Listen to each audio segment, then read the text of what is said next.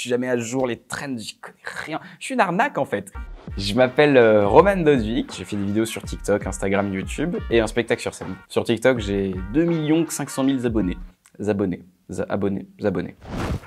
J'aime beaucoup aller poser des questions très gênantes à des gens dans la rue, le jour, la nuit, des ados, leurs parents. Sur YouTube, je fais des micro-trottoirs que je tourne sur toute une nuit, ça s'appelle Nuit Blanche.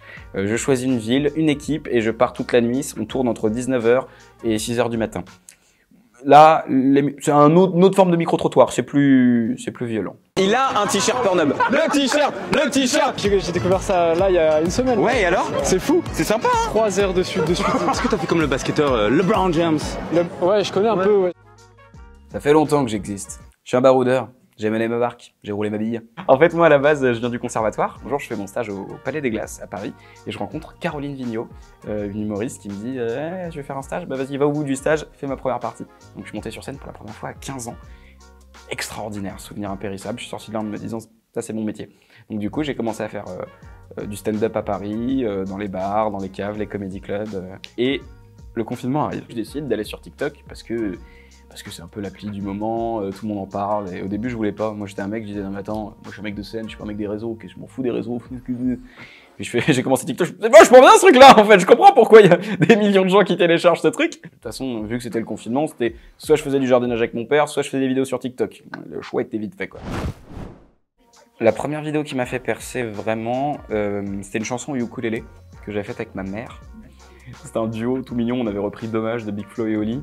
Et moi je disais que j'aimais ma mère et elle me disait qu'elle aurait mieux fait de m'avorter. À la base j'avais pas écrit avorter, j'avais écrit avaler.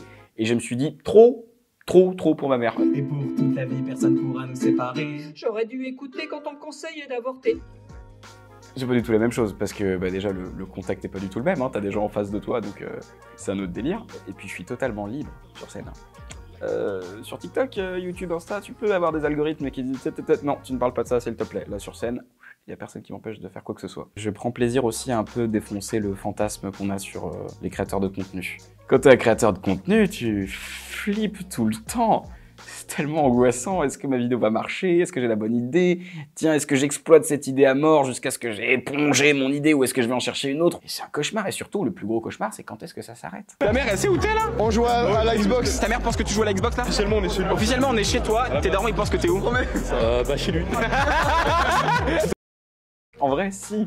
Et en vrai, je m'en suis rendu compte parce que à chaque fois que je fais des vidéos sur TikTok en me disant tiens, je vais essayer de parler aux adolescents, je me rends compte que je me chie totalement sur le vocabulaire qui est pas le bon, sur les musiques qui sont pas les bonnes, je suis jamais à jour, les trends, j'y connais rien. Je suis une arnaque en fait. Sérieusement, je veux dire, moi j'écoute que des chanteurs morts, donc forcément. J'ai envie de discuter des heures avec le père Mathieu. J'ai envie que Diego me fasse à manger. J'ai envie de faire de la chanson avec Kinvey. Tiens, j'ai vu que Franck Dubosc était sur TikTok. J'adorerais faire des TikTok avec Franck Dubosc. Ça, ce serait un vrai flex. Alors, on n'attend pas Patrick?